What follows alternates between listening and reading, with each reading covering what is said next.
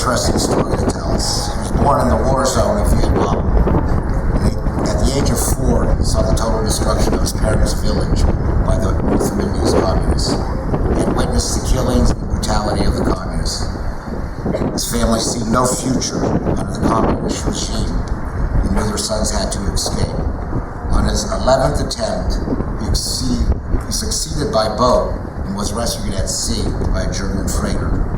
He settled in the United States in 1981, and after years of waiting in a refugee camp, he finally found the life of freedom and dignity he so long sought in the United States. He realized that over 58,000 Americans, soldiers, had sacrificed their lives in his country. He knew he had to serve his new nation. He joined the United States Navy, serving multiple deployments, dreaming of becoming a Navy pilot. In his 6th year, he was injured performing his duties and received a medical separation. He returned to school and graduated with a Doctor of Pharmacy program at Nova Southeastern University. The author of the book, The Escapes, My Journey to Freedom. I now present you Du Hua.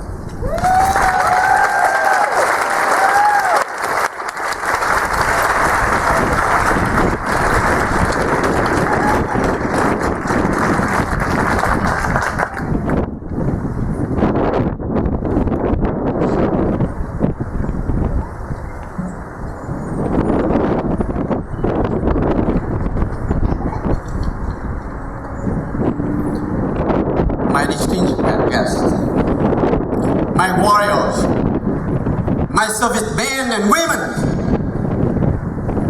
ladies and gentlemen, please allow me to take you back to this night, about 33 years ago. That night is the darkest night of my life I ever remember. I was sitting in the room with several others, and we were waiting for the right time to go to the boat.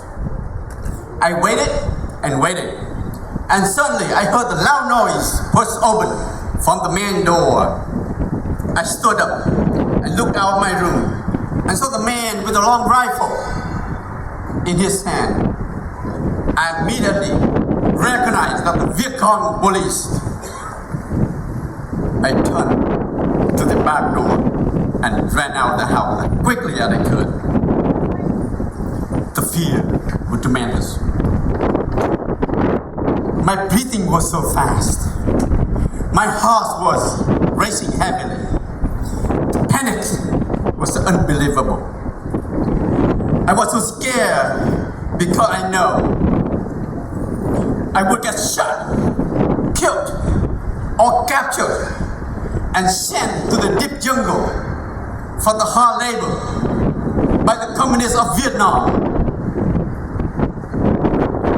Ladies and gentlemen, my name is Dr. Du Hua, and I'm from Vietnam. I was born in the early 60s, and I was born in the war zone. I saw the killings and the destruction by the war when I was just a little boy. I witnessed the brutal acts of the communists throughout my childhood. Almost every night, I heard the sound of machine guns and explosions.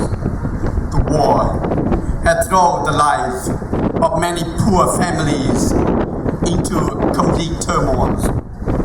My mother had to work extremely hard so our family could survive.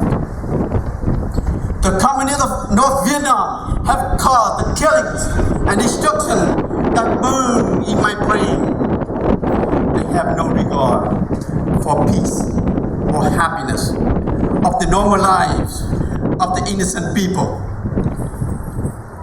On the new year of 1968, they took advantage of the people who were completely unaware and launched a massive offensive to the people of South Vietnam. But the communists failed to realize that the people of South Vietnam were brave. The South Vietnamese and the American Armed Force stood up and pushed back the barbaric demons. the South Vietnam, the Republic of South Vietnam, and the American Armed Force defeated the Communists of Vietnam in the Tet Offensive, 1968. Let me repeat. The Republic of South Vietnam and the American Armed Force defeated the Communists of Vietnam in the Tet Offensive, 1968.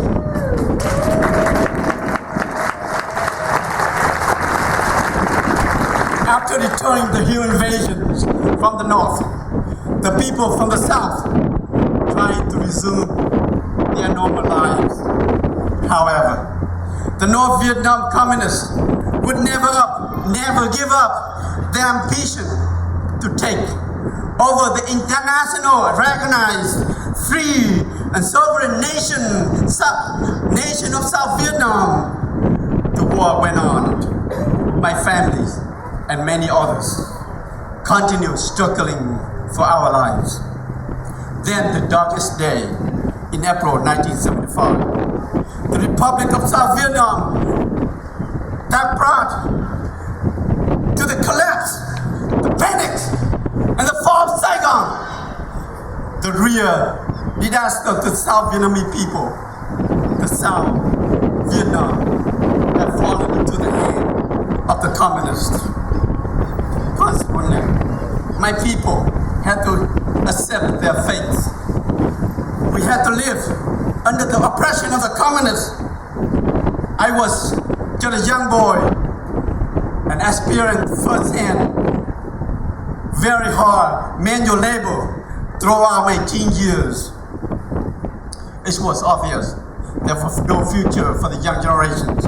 And somehow I was told I could have the opportunity to find the way out. I wanted to follow the path of my brothers and sisters have been fighting for, the path of freedom. I still remember very well how our men and women fought for freedoms. My Vietnam veterans, I saw you there. You have been in my village scouting and fighting the enemies. I saw you standing tall, heroically, with the South Vietnamese soldiers and suppressing the invasion of the communists. I saw you protecting my village and making me and all the children laugh. You brought the freedom to my village. You are my angels. I know you. I know you're not just only doing the duty for your own country, but you're doing the duty for the whole humanity. My Vietnam veterans, seeing you love my village, these youngsters trying to follow your path, but the path didn't come easy for this young man. He had tried 11 times before he made it out to the oceans. But the desperation did not stop there. His boats were running for 5 days and 5 nights in the deep sea with the strong wind and big waves. And this tiny unworthy watercraft did not reach the destination. The boats were lost. The water and food running out. The fuel almost gone. And the worst storm was about to come. The people in the boat knew that they were facing imminent death. They began praying to God to take their soul to heaven while their body was sink to the deepest ocean floor. In September 1982, I finally got an airplane ticket to go to the United States of America. That was one of the happiest days of my life. I knew that I finally reached my destination, the destination of freedom. Freedom is not free. My Vietnam veterans, thank you for showing me that you have so much humanity in your heart. Thank you for showing me what freedom is all about. Thank you. But this young man didn't follow you here to meet you. and say thank you in Christmas of 1987. I was so proud to become one of you.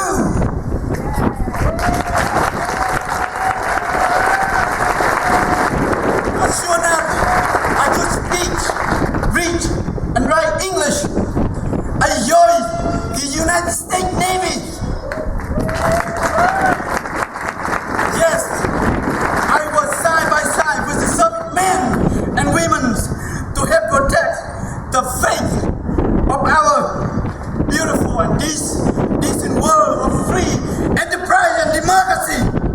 I served my new country in my ship, my carrier, CV-66, USS America.